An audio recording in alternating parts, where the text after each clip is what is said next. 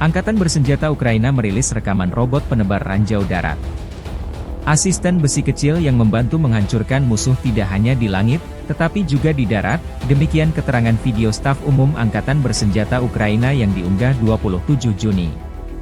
Salah satu unit OSB ke-23 sebagai bagian dari OMBR ke-63, yang bekerja dengan drone darat, memiliki ratusan ranjau yang disebar ke titik-titik strategis dengan robot mini ini. Ranjau ini mencegah pergerakan personel Rusia. Asisten mini-mini sudah menetralkan banyak personel penjajah, tambah keterangan videonya.